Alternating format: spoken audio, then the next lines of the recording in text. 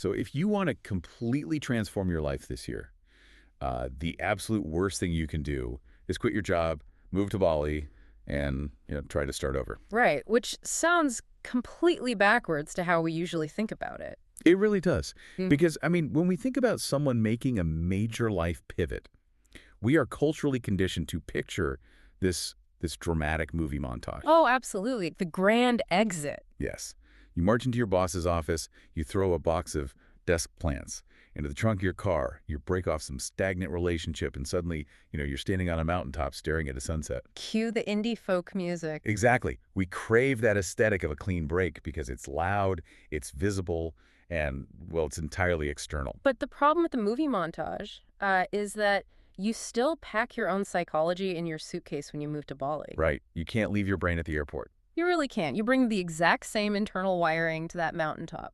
So our mission for you today, our fellow learner, is to tear down that montage and look at what a true transformation actually requires. And we have the perfect source material for this deep dive. We do. We are synthesizing the core insights from Brianna Wiest's massive guide to change, The Pivot Year. Which is such a fascinating text because its central argument completely flips our modern script. It really does. It argues that a genuine pivot is not an escape hatch.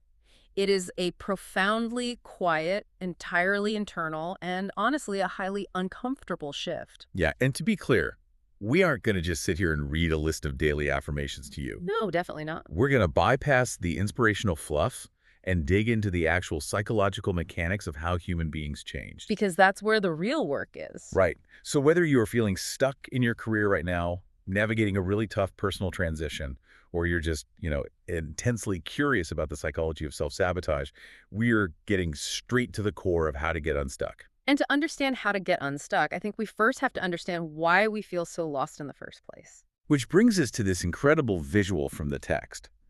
The material visualizes this internal conflict through the idea of two distinct rivers running through us at all times. Oh, I love the two rivers concept. It's so good, right? So think about the loudest river first. It's constant. It carries all the voices of the outside world. Yes, exactly.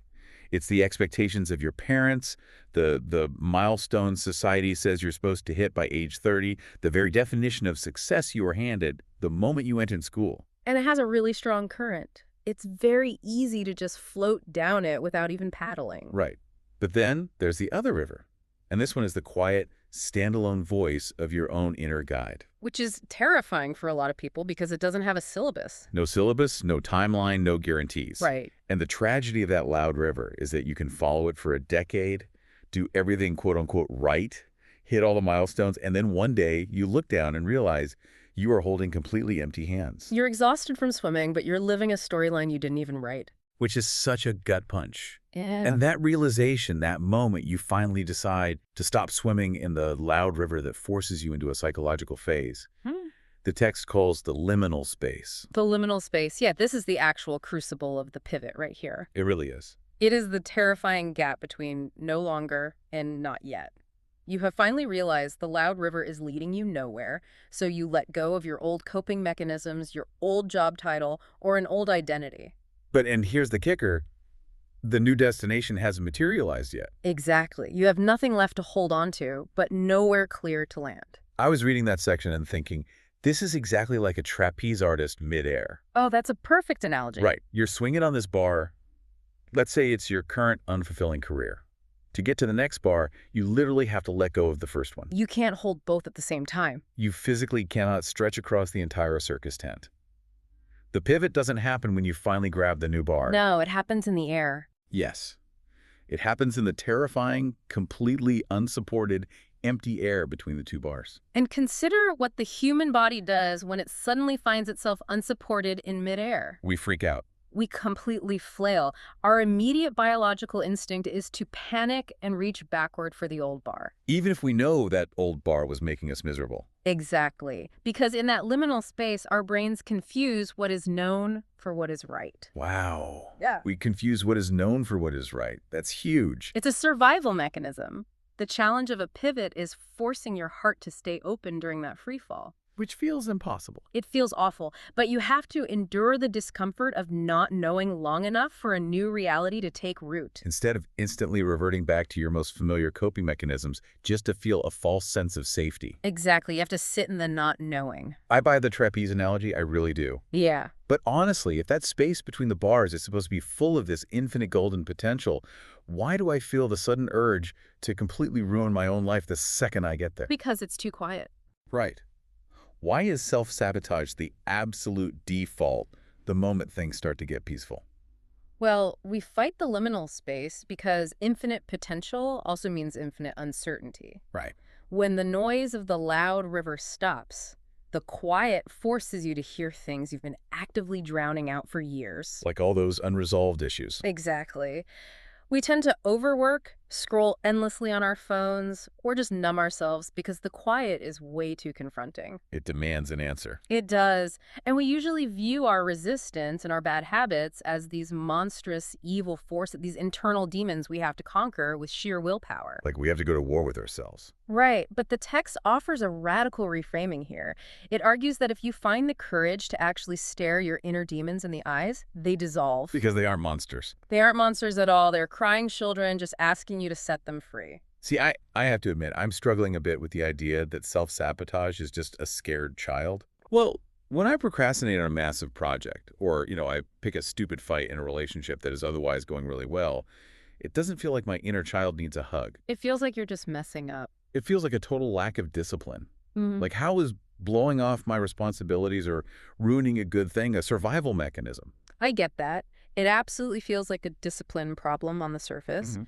but you have to look at the evolutionary biology beneath it. Okay, walk me through that. Our brains have a deeply ingrained compulsion to repeat what they survive. Right. From an evolutionary standpoint, familiar discomfort is actually highly desirable to your basal ganglia. Wait, really? Familiar discomfort is desirable. Yes, because familiar equals survivable. Yeah. If you survived yesterday's chaos, the primitive part of your brain says, hey, let's do that again today. We know we won't die. Oh, wow. So it's literally just trying to keep me breathing. Exactly. The unknown light of day. A genuinely healthy relationship. A peaceful, quiet afternoon where you aren't rushing around. That feels dangerous. It is an uncalculated threat to your nervous system. You just don't have a map for that yet. So we actively seek out a storm because we know how to buy an umbrella, That's a great way to put it. but we have no idea what to do in the sun. The source material actually calls this the familiar storm. Yes, the familiar storm. And if you're listening to this deep dive on your commute right now, just think about that familiar storm in your own life. It's a really confronting question. It is. What is the stressful situation you keep recreating? The anxiety, the workplace drama, the chaotic romantic dynamics, it becomes this twisted comfort zone. Because you subconsciously think you don't deserve the light of day. Exactly. So you summon the clouds. And, a peaceful field feels incredibly vulnerable. You're exposed. Right. In a storm, your guard is up, your adrenaline is pumping, and you are protected by the sheer chaos of it all. You don't have time to feel anything else. Exactly. So when you go to war with yourself, trying to overpower your procrastination or your anxiety with brute force discipline, You're kind of missing the point entirely. you are. You have to stop and ask, what vulnerable part of myself is this resistance actually trying to protect? Which changes everything. It really does. The very fact that you are hurting, the very fact that you are feeling this massive, heavy resistance to change means a part of you is still fighting for peace. So it's not a failure. No. Pain isn't a sign of failure. Pain is a sign of a pulse. Pain is a sign of a pulse. I love that. So, okay, once we finally recognize that our self-sabotage is just a misguided bodyguard, we can stop fighting ourselves. We make peace with the free fall. Right.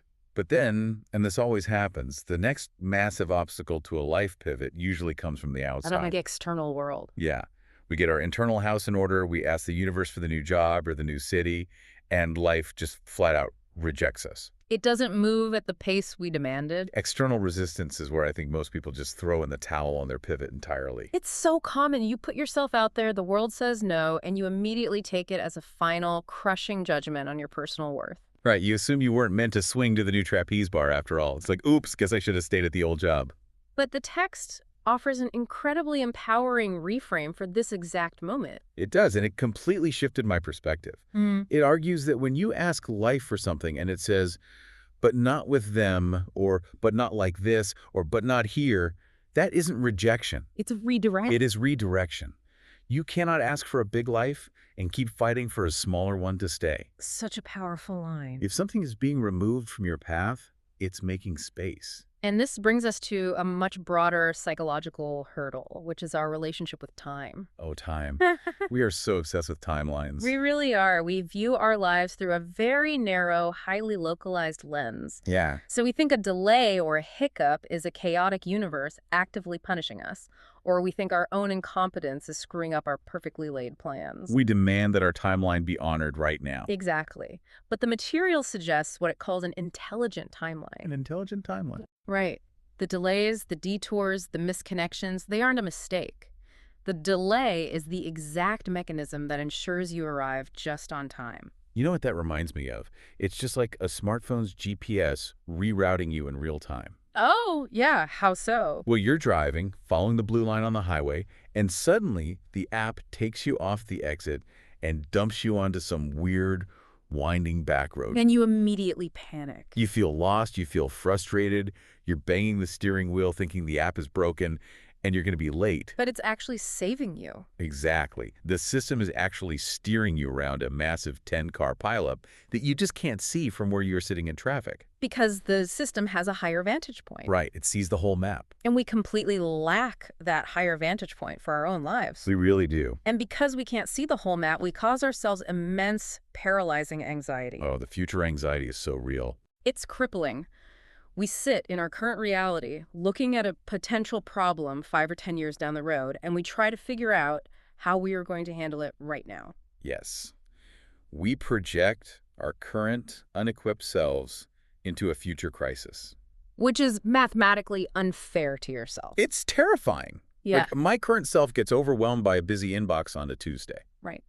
The idea of my current self handling a major health crisis or a career collapse 5 years from now, that is paralyzing. But that's the illusion. That's the trap. How so? The version of you that will be able to handle that future situation will be born in the precise moment that situation arises. And not a single second before. Not a second before. You do not need to contain every iteration of yourself all at once. That is such a relief to hear. It takes the pressure off. The strength, the resilience, the specific wisdom you will need for tomorrow's problem, it will be forged in the doorway of tomorrow. So worrying about it today. Worrying about it today is demanding that you possess armor for a battle that hasn't even been declared. You don't have to carry the umbrella until it starts raining. Exactly. Okay, so we've mapped out the internal mechanics pretty well here. We're learning to exist in the liminal space. We're realizing our self-sabotage is just a scared internal bodyguard. And we are trusting the GPS reroutes of our timeline. Which is a lot of internal heavy lifting. It is. But there's a final boss to this pivot year. Oh, I know where you're going with this. The people watching us. Yes. Other people. How do we stop letting external judgment or, just the fear of what our friends and family will say completely derail our growth? Well, the obstacle of other people is perhaps the most deeply rooted in our psychology. We inhabit this invisible prison that the text calls living in other people's heads. Living in other people's heads. I think we all do that. We all do it. Most of us operate with an underlying, totally unconscious belief that we must earn love, respect, and belonging through our achievements. Like it's a transaction. Exactly.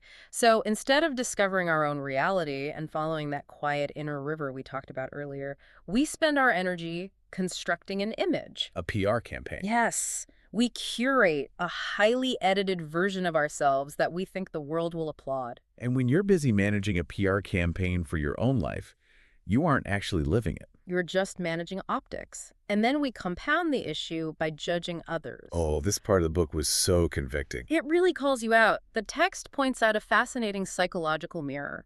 Judging other people is actually an internal punishment. Wait, unpack that. How is judging someone else punishing myself? Well, when you pass judgment on someone else for quitting their job or moving away or changing their lifestyle, You think you are critiquing them. Right. You think you're just gossiping or making an observation. But you are actually setting a rigid bar of expectation for your own potential. Wow. You are creating rules around what is acceptable. The more heavily you judge the people around you, the more you paralyze your own ability to change. Because you are terrified of the very judgment you are dishing out. Exactly. You've built your own prison out of your judgments of other people. That is wow.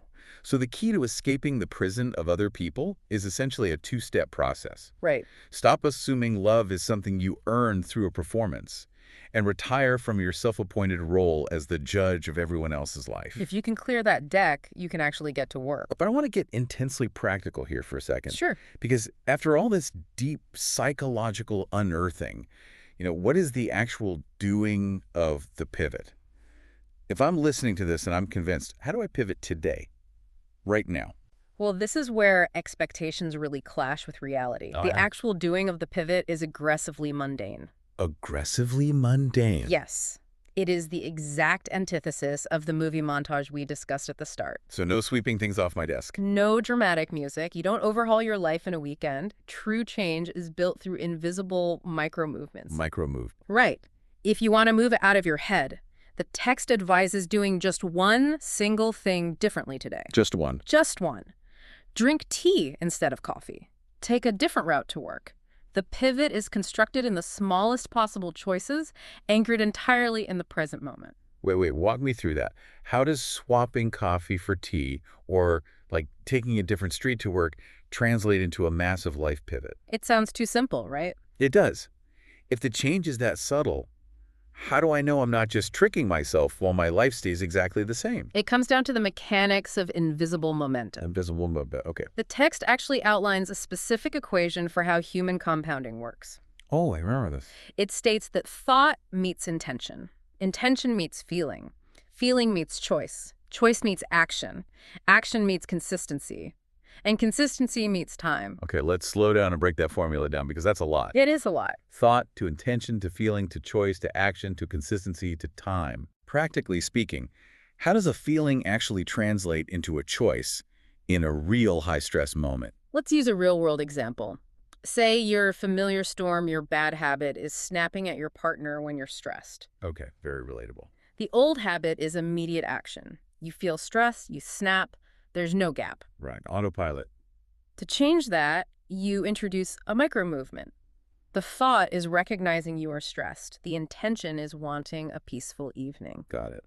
When the feeling of irritation rises, the liminal space opens up. That mid-air trapeze moment. Yes, that tiny microscopic gap between the feeling and your reaction. In that fraction of a second, you make a choice to take one deep breath instead of speaking. Just one breath. That breath is the action. Do that every day. That's consistency over the course of a year. That's time. And suddenly you have a different relationship. You haven't just changed a habit. You've entirely rewired your relationship and your self-image. Because you prove to yourself you could choose differently.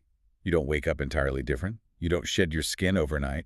No, you build your way into an experience that you previously didn't even know was possible. Just by owning that tiny gap between a feeling and a choice. That gap is everything. And then you look back months or years later, and the landscape of your life has entirely shifted. Right. Not because you bought a one-way ticket to Bali, Right. but because of 1,000 invisible steps you took in your own living room. And the overarching emphasis here, the key to all of this, is the present moment.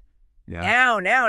It really is all we have. It is the single stage where all of time unfolds. We bleed so much energy regretting the past or rehearsing the future, but the pivot can only ever happen right now. That brings us full circle perfectly. So, my fellow learner, what is the core mission to take away from this deep dive into the pivot year? It's about staying in the room. It is. A true pivot is not an escape hatch. It is the slow, deliberate, incredibly brave process of returning to your own life. Even when it's uncomfortable. Especially when it's uncomfortable.